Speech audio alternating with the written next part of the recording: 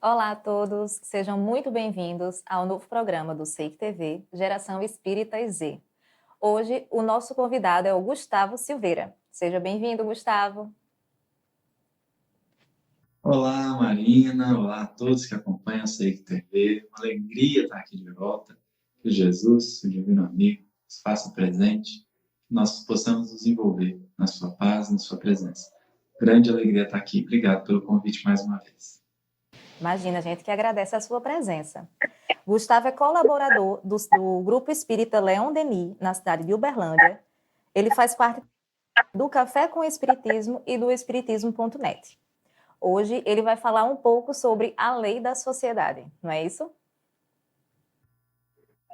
Isso mesmo. Vamos abordar essa lei que é maravilhosa para a nossa vida. Então, seja muito bem-vindo mais uma vez, Gustavo. Fique à vontade, a casa é sua. Obrigado, Marina. Então, mais uma vez, um bom dia, boa tarde, boa noite a todos, independente aí da hora que esteja acompanhando. Sinta-se acolhido, abraçado, e que Jesus, nosso divino amigo, possa estar conosco nesse momento. Quando Kardec pergunta aos espíritos se seria útil a divisão da lei divina em 10 leis, isso ele faz na questão 648 do Livro dos Espíritos. Os Espíritos vão dizer que sim, que a divisão é útil, inclusive ela já havia sido feita por Moisés. Era a divisão da lei divina apresentada nos 10 mandamentos. Mas que, como todos os sistemas, seria incompleto. Porque alguém poderia pensar numa 11ª lei, ou mudar um pouco a perspectiva e elaborar a divisão de outra forma, que não em 10, talvez em 3. Mas os espíritos vão pontuar algo muito significativo na resposta, que é assim: a última lei é a mais importante de todas porque contém todas as anteriores. Qual é a última lei? A lei de justiça, amor e caridade. Não são 3 leis, como bem se compreende hoje em dia, é uma lei, justiça, amor e caridade, porque os Espíritos também, no Livro dos Espíritos, na questão 889, vão dizer que o verdadeiro justo é aquele que praticasse o amor ao próximo e a caridade, sem os quais não há verdadeira justiça.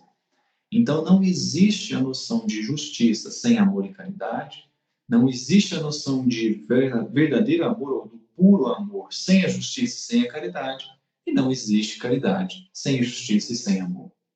Portanto, é uma coisa só que a gente poderia resumir em lei de amor. É o que resume tudo, o que, aliás, também vai aparecer em o Evangelho segundo o Espiritismo, a lei de amor. Isso é significativo porque então a gente compreende que as 10 leis, na verdade, são faces de uma lei só, porque é a lei de Deus. Kardec é muito feliz na nomenclatura da terceira parte do Livro dos Espíritos, que ele coloca as leis morais, porque na verdade é a lei divina, ou a lei de Deus, interpretada, dividida de forma didática para que a gente pudesse compreender as várias faces dessa lei. Mas é uma lei só, a lei de amor. E nesse sentido, a gente percebe que a lei de sociedade é a expressão direta da lei de amor. Por quê? Porque o universo, a criação, não poderia ser regida pela lei de amor se não houvesse essa face da lei dizendo que nós somos como que impelidos a viver em sociedade. Porque é muito natural a gente considerar que o amor só faz sentido quando o ser amado existe. O amor não é um sentimento que pode ficar preso dentro de uma pessoa, dentro de um ser. Quando isso acontece, nós geramos uma das grandes imperfeições morais que todas as criaturas na Terra hoje ainda carregam, que é o egoísmo. O egoísmo nada mais é que o amor, todos os potenciais do amor voltados só para si. E, portanto, é um grave problema. É um Porque o egoísmo, ele não só ele aniquila os outros, elevado a um grau doentio, né? Como também ele é autodestrutivo. Então, prender o amor é algo que não faz sentido. O amor precisa do ser amado. O amor precisa da partilha. Por isso que Emmanuel vai escrever no prefácio do livro Paulo Estevão, perdão, uma frase linda, e depois ele vai repetir isso no Palavras de Vida Eterna, que ele diz assim, perdão, ele vai repetir no Fonte Viva e no Segue. Ele diz assim: o amor é a força divina que equilibra o universo. E também vai acrescentar que sem amor, sem a cooperação, sem a lei de cooperação, não poderia existir o amor.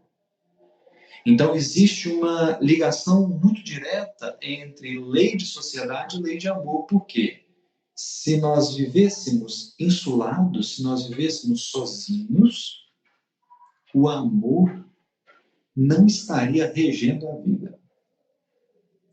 Mas é justamente porque o amor pede a existência do ser amado, porque o amor é essa partilha, é essa troca, a ponto de Aulus dizer no livro Nos Domínios da Mediunidade, onde o amor não sabe dividir-se, a felicidade não pode multiplicar-se.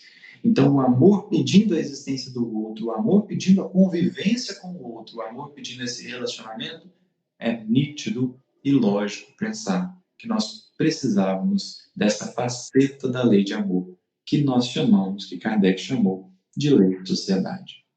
É preciso viver junto. É preciso viver em comunidade, porque nós então vamos medir as nossas imperfeições. Nós vamos ter contato com as nossas imperfeições por causa dos outros. Aquele que vivesse sozinho jamais perceberia os próprios equívocos. Porque tudo que a gente faz, a gente acha que está certo. Então precisa de um outro para me dizer assim, olha, não está tão certo assim, pensa dessa forma, vai por esse caminho, busca esse lugar, busca essa pessoa. Então a gente percebe que a lei de sociedade, enquanto manifestação da lei de amor, ela tem um objetivo essencial, que é o de nos pôr frente a frente com os nossos equívocos, com as nossas imperfeições, com aquilo que nós precisamos melhorar, para que, melhorando, a gente cresça, a gente evolua, a gente amplie o nosso olhar. Então, o Espiritismo traz um paradoxo que é fundamental para a vida, eu diria. Quase um paradoxo. Não chega a ser um paradoxo, mas é quase um paradoxo. Qual é? A evolução espiritual é um processo individual e interno. O que isso quer dizer? Ninguém pode evoluir para você. Eu não posso, ninguém pode evoluir por mim e ninguém pode evoluir para você a não ser você mesmo e, no meu caso, a mim mesmo. Então, a evolução é um processo individual e intransferível, só que ela só pode acontecer no coletivo. Porque é o coletivo que vai me forçar ou me impelir a aparar as minhas arestas. Não dá para ser totalmente egoísta numa sociedade. Eu mato pessoas por causa disso. Eu acabo com a vida de pessoas. Se eu tentar ser egoísta no nível máximo, eu vou cometer crimes e mais crimes. Então eu preciso pensar no outro. Porque o que vai me fazer sair de mim mesmo é justamente a existência do outro. Então o Espiritismo traz a lei de sociedade. O Espiritismo traz essa necessidade da partilha. O que, apesar de parecer óbvio, não é tanto assim. Muitas pessoas desejariam morar sozinhas ou viver totalmente sozinhas, no sentido de não ter mais contato com ninguém. Mas o Espiritismo vem nos apontar que ninguém é testado, ninguém é como que compelido a reconhecer-se ou a conhecer-se, senão em vida e sociedade. É quando eu encontro um diferente, é quando eu encontro alguém que pensa diferente, mas pasme, também é quando eu encontro alguém que pensa igual. É que eu sou convidado a refletir sobre mim mesmo. Como assim? Emmanuel tem uma frase, ele aliás inicia o capítulo Família do livro Pensamento e Vida com essa frase. Ele diz assim: podemos considerar a família como o centro essencial dos nossos reflexos. Reflexos positivos ou negativos, os quais agora recolhemos os frutos. O que ele está dizendo? Que o meu conjunto familiar, e aqui claramente a gente pode expandir para a comunidade, ou até mesmo em nível planetário, o planeta em que vivemos, a comunidade em que estamos inseridos e a família na qual nascemos, é um reflexo mais geral ou mais particular daquilo que a gente carrega dentro de si. Então, a gente expande quem a gente é e colhe da vida os reflexos. Daí a gente poder citar facilmente pessoas que são extremamente parecidas conosco. Geralmente são pessoas que a gente se dá bem, dependendo do que elas são parecidas. E aí a gente nota que tem pessoas que eu não gosto. E quando eu vou investigar a razão de eu não gostar, é porque ela se parece comigo numa parte que eu não gosto de mim. Então ela me escancara, porque a gente, veja, o egoísmo nos prende dentro de nós, mas o orgulho nos cega. Kardec vai dizer isso no Evangelho segundo o Espiritismo, ele diz assim, o orgulho é a catarata do espírito. Então o orgulhoso um problema, tem um problema de visão. Ele não enxerga a si mesmo. Então precisa de ter um outro para mostrar para ele, de uma forma às vezes dolorida, quem ele é, o que ele carrega dentro de si. Quais são as sombras dele que ele não aceita, que ele não quer ver. E aí vem alguém com aquela sombra escancarada. E aí eu me afeto. A ponte de uma filósofa italiana dizia assim, o problema da vaidade do outro é que ela afeta a minha. Então, se a vaidade do outro me incomoda, me irrita, me desestabiliza, eu começo a ter um sinal bem, bem forte de que eu também sou vaidoso. Leon Denis generaliza esse pensamento, ele diz assim, podemos nos estudar nos outros homens. Observemos os defeitos que nos mexem, que nos irritam, que nos desestabilizam. Provável que nós tenhamos ele também. Então a gente percebe a importância da lei de sociedade. Porque ninguém se perceberia egoísta se não tivesse necessidade de pensar no outro. Aliás, se não existisse a sociedade, eu seria naturalmente egoísta. Mas o amor é a partilha. Então eu preciso da lei de sociedade.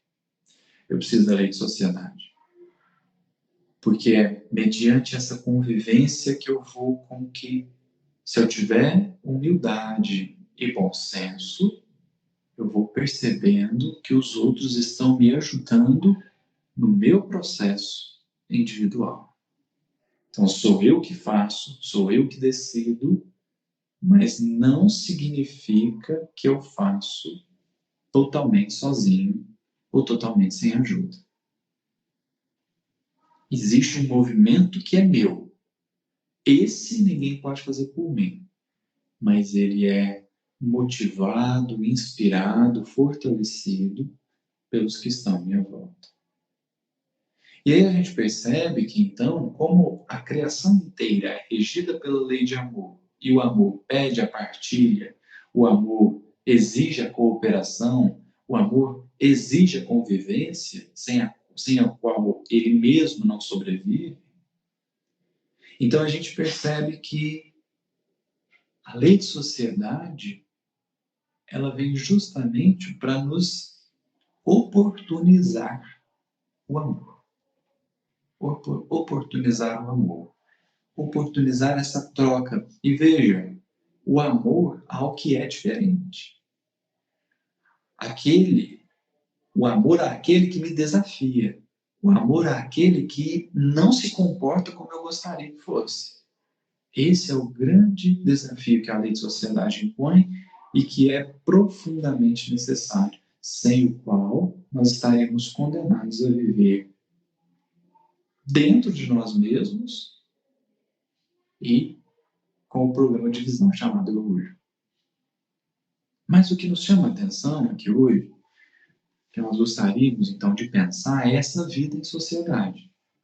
Porque uma vez que nós entendemos que nós precisamos dela e que optar pela solidão não é um movimento natural, optar pela solidão seria, por exemplo, agravar doenças ou até promover doenças psíquicas e orgânicas.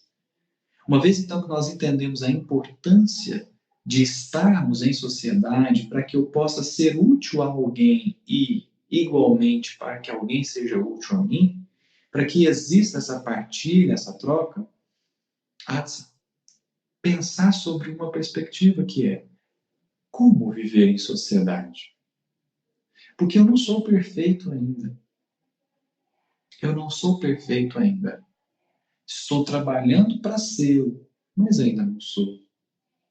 É assim que eu acredito fortemente, quando a gente pega, né, diz assim, a terceira parte do Livro dos Espíritos foi desdobrada no Evangelho segundo o Espiritismo, que é as leis morais, né? Então, o Evangelho segundo o Espiritismo, que é a obra que Kardec vai trabalhar a moral do Cristo, ela é naturalmente, um desdobramento da terceira parte do Livro dos Espíritos. E aí, por exemplo, nós temos o item A Lei de Amor, perdão das ofensas. Isso é extremamente moral. É um assunto, é o núcleo da moral, né?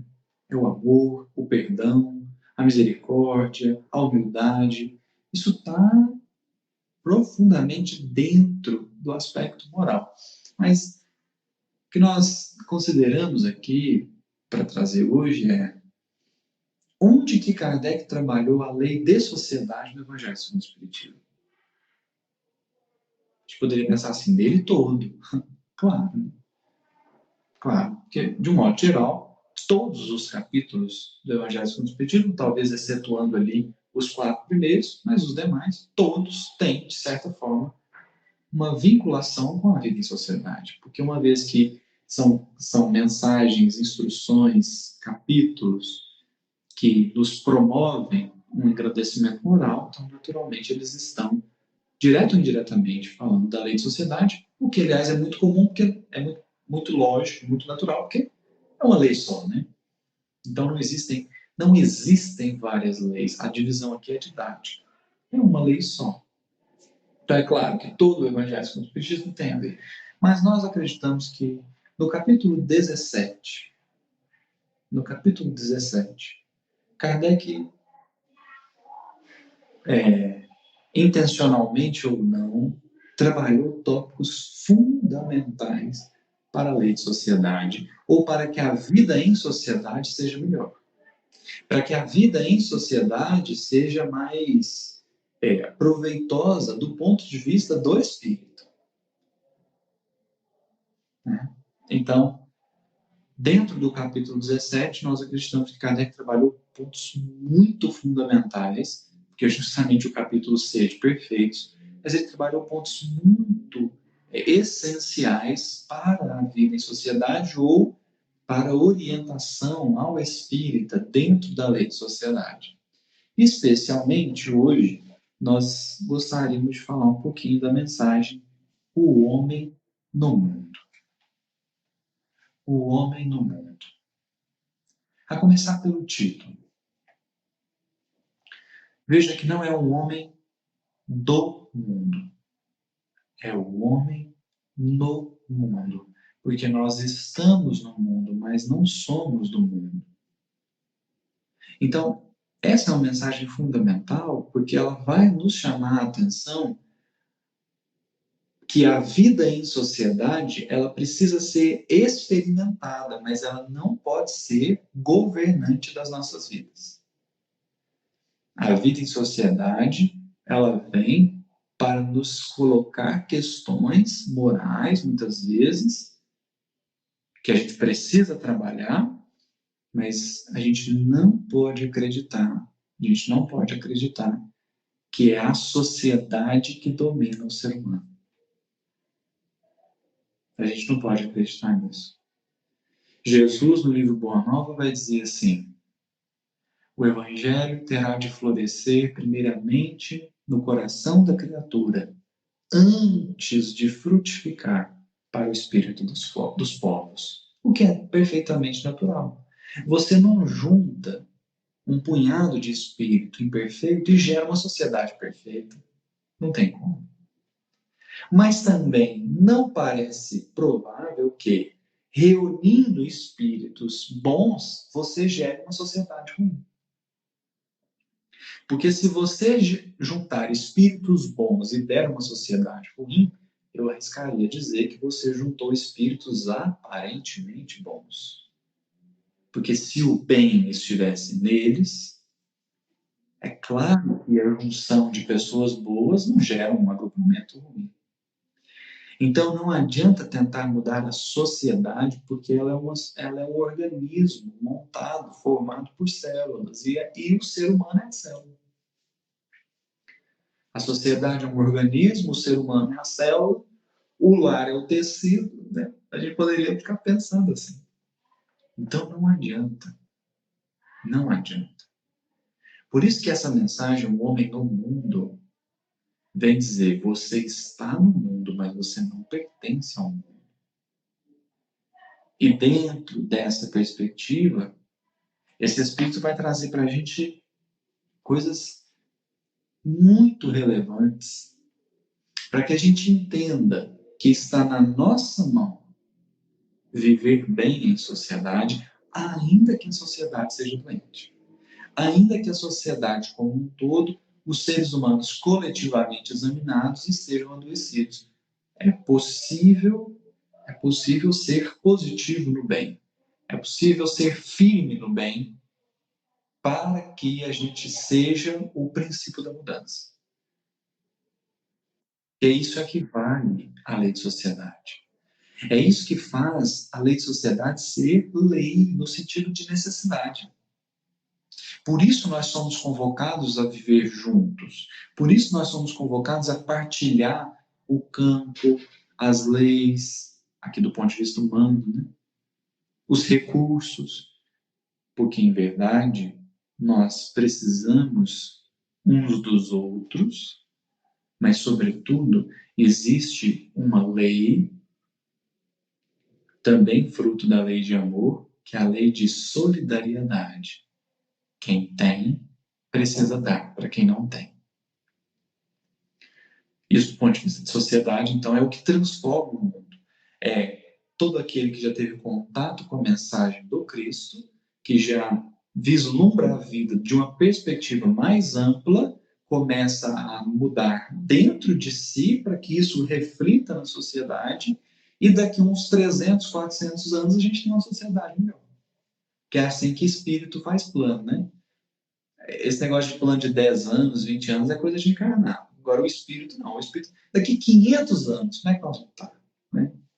Então eu queria ler só uns trechinhos, né? Também por causa do nosso tempo, mas queria ler alguns parágrafos dessa mensagem que eu acho que são assim fundamentais para a gente pensar a sociedade enquanto resultado da coletividade humana e da nossa necessidade de sermos cristãos numa sociedade adoecida.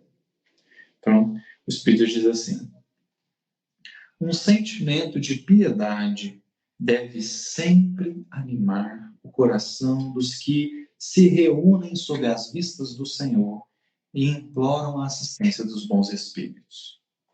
Purificai, pois, os vossos corações. Não consintais que neles demore qualquer pensamento mundano ou fútil. Elevai o vosso espírito àqueles por quem chamais, a fim de que, encontrando em vós as necessárias disposições, possam lançar em profusão a semente que é preciso germine em vossas almas e dê frutos de caridade e justiça. Olha o que o Espírito está dizendo. Olha, eleva o seu pensamento, espiritualiza o seu coração para que você seja o ponto de partida das sementes. Na sua alma seja semeada as sementes que vão dar frutos de caridade e justiça. É a palavra de Jesus no Boa Nova. É florescer no coração para frutificar no espírito dos povos. Então é semeado dentro, isso cresce, cria raízes, floresce, mas o fruto é fora. É frutos de caridade e justiça. Mas aí vai com uma ponderação muito justa. Que eu acho que, talvez o parágrafo, não dá para dizer isso, né? Mas o parágrafo talvez mais importante da mensagem é esse aqui. Ó. Não julgueis, todavia, que, exortando-vos incessantemente à prece e à evocação mental, pretendamos vivais uma vida mística, que vos conserve fora das leis da sociedade onde estáis condenados a viver. Então, perceba aqui o que ele está dizendo. Cada um é que se eleva individualmente, mas isso não é um convite à vida insulada ou à vida isolada. Não. Você se eleva individualmente, mas é preciso estar em sociedade. Aí ele dá uma observação importante. Diz assim: não. Vivei com os homens da vossa época, como devem viver os homens. Ou seja, não é para ficar isolado, não é para fazer de conta que lei humana não existe, não é para fazer de conta que comunidade humana não existe, não. Porque aquele que interiorizou a mensagem do Evangelho, ele pode ser colocado num umbral que ele não se perturba. Então, colocar a gente em conjunto é para examinar também, para que nós tenhamos contato e conhecimento do quanto de evangelho a gente já interiorizou. Porque se eu já interiorizei o evangelho, pode me pôr em qualquer lugar, eu não me corrompo, eu não me altero e eu não me perturbo. Então ele está chamando a atenção para uma necessidade. É preciso viver em sociedade buscando uma fortaleza moral. Para isso ele diz: vivei com os homens da vossa época, como devem viver os homens. Do sentido de ser humano, né? Mas olha o que ele vai pontuar, que é onde eu acredito que nós mais vamos ter a oportunidade de trabalhar a nossa parte moral. Ele diz assim: sacrificai as necessidades, mesmo as frivolidades do dia, mas sacrificai com um sentimento de pureza que as possa santificar. O que é isso? É sacrificar com propósito. É sacrificar com propósito. É sacrificar compreendendo os objetivos mais altos da vida. Não é sacrificar porque eu acho que o bem material não presta. Não é sacrificar porque eu sou espírito, então não posso ter nada. Não é isso. É sacrificar percebendo que existem objetivos mais sublimes. Então, tem coisas que o mundo coloca para mim hoje que eu não sou obrigado a aceitar. E que o mundo defende que é uma necessidade quando passa de uma frivolidade.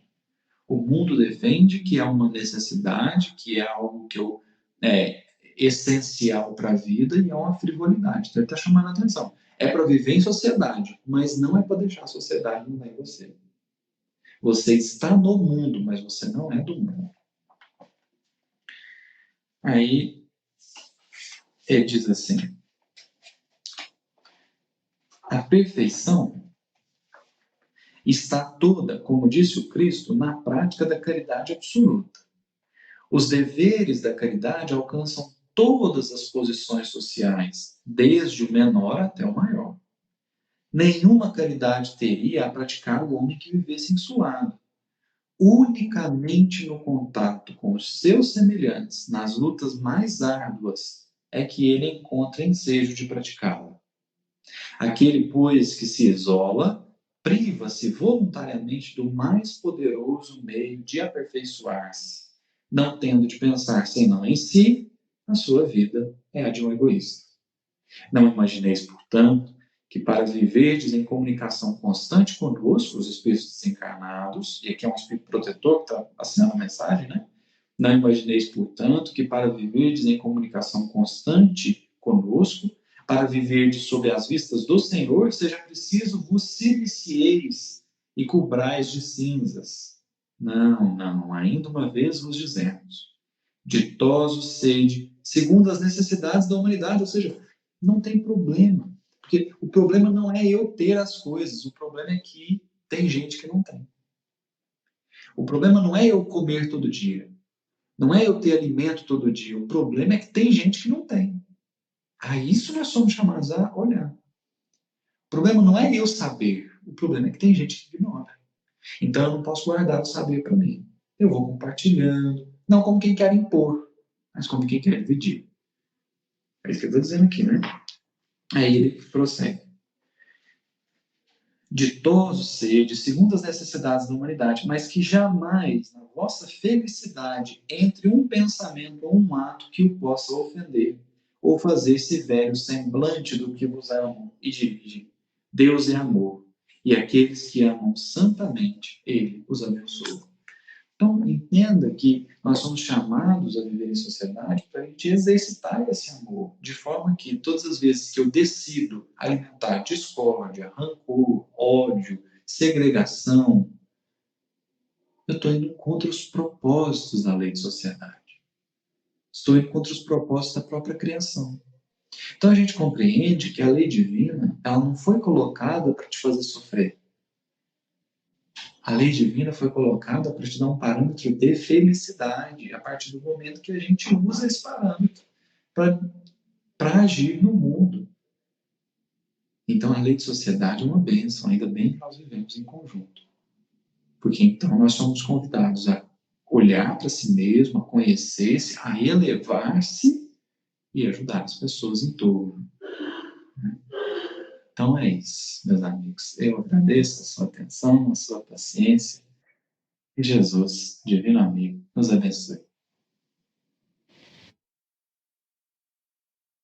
Maravilhosa, né? Você expõe com uma facilidade assim. Parece tudo tão fácil, na verdade. E a gente fica com aquela sensação de que a lei da sociedade, ela só não acontece, sei lá por quê, né? Porque parece tudo tão simples de ser resolvido. Mas, e aí eu fiquei com aquela coisa, né, na cabeça de como é que a gente poderia vivenciar a lei da sociedade. E ao mesmo tempo, eu mesmo me respondi, né, à medida que você falava. Eu pensei, amando, né? Você resumiu isso de uma forma muito bonita e muito simples mesmo. E ao mesmo tempo, a gente fica nessa de por que é tão difícil, né, amar ao próximo? Por que é tão difícil a gente aplicar a lei da sociedade em amor, né? Como você sugeriria, qual seria o seu apontamento? Eu acho que isso daria outra palestra, na verdade, mas para a gente vivenciar um pouco mais da lei da sociedade. Não é uma boa questão, mas não é uma boa questão, porque o que eu penso é que, assim, por que é tão difícil amar o próximo? Porque o próximo vai me desafiar nas minhas imperfeições. Isso é extremamente difícil.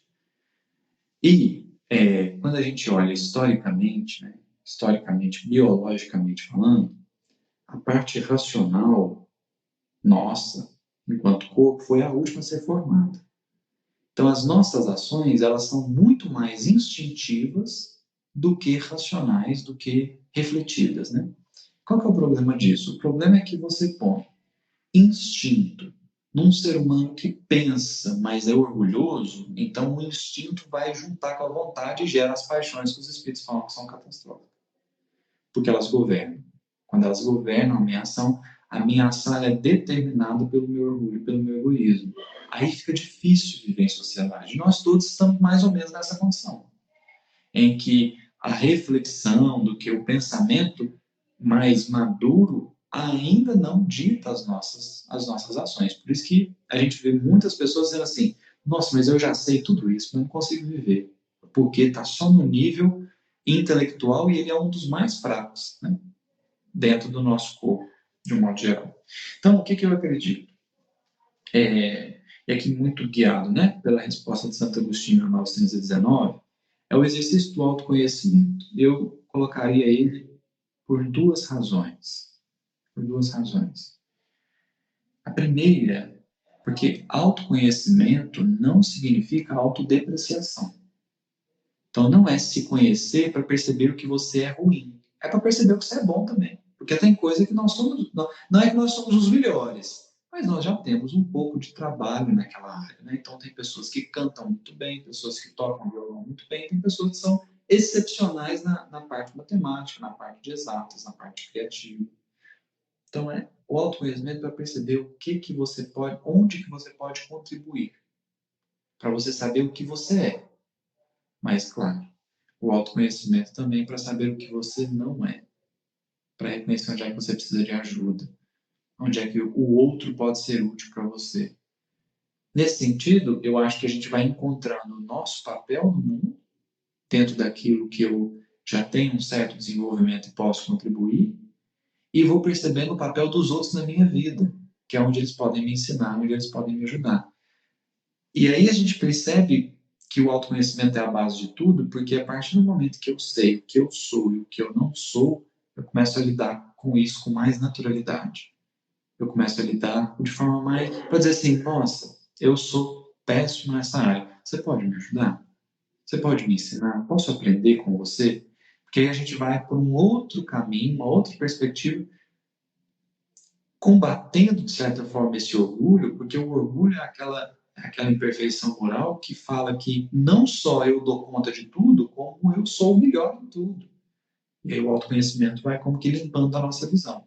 Então eu diria que é um olhar bem, bem maduro para si mesmo, para perceber o que eu não dou conta e o que eu já dou conta. Para aceitar melhor os outros, porque isso também me ajuda a aceitar os outros, não só naquilo que eles podem contribuir comigo, mas nas dificuldades deles também. Então, eu acredito que a partir do autoconhecimento, feito de uma maneira sincera, de uma maneira mais, mais voltada para o Evangelho, aí a gente consegue melhorar essa nossa posição na sociedade, porque eu me percebo peça. Eu não sou o quebra-cabeça inteiro. Eu sou mais uma peça. Isso não me torna alguém insignificante, porque se você tiver 100 peças de um quebra-cabeça e perder uma peça, ficou ruim. Mas não me torna unicamente importante também. Cada peça tem o seu valor. Aí acho que a gente vai se encaixando como um processo mesmo. Porque, como nós falamos no começo, eu já sei muita coisa, mas eu ainda não consigo pôr isso exatamente em prática, porque tem milênios aqui, né, em que eu alimentei outras ideias, outros sentimentos. Então é muito natural que eu viva esse conflito, esse combate. Mas é preciso persistir para que a gente vá se encontrando no mundo. Muito bem colocado. Eu, inclusive, hoje de manhã estava ouvindo o podcast do Coaching Espírita, né? E ele falou algo que agora me remeteu um pouco à sua fala também. Ele disse: a gente não pode amar o que a gente não conhece, né? E se a gente está pensando em amar ao próximo, a gente tem que se amar também, né? A lei do amor, ela também se aplica a gente, né? Então, a gente tem que se conhecer para se amar e poder amar ao próximo. Então, acho que as coisas, a sua resposta, né? E essa frase que eu ouvi mais cedo, elas se complementam de uma forma bem positiva. E aí, eu queria agora convidar vocês, caso vocês não tenham assistido aos episódios anteriores, nossas gravações anteriores, corre lá e assiste todas, porque vale a pena, né? São todas maravilhosas. E aguarde a nossa próxima publicação também, estaremos em breve aqui.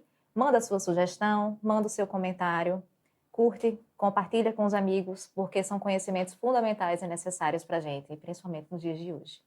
É isso. Mais uma vez, obrigada, Gustavo. Eu que agradeço, Marina, a todos que acompanham, me acompanharam, e a toda a equipe técnica aí nos dando suporte, né? Jesus nos abençoe.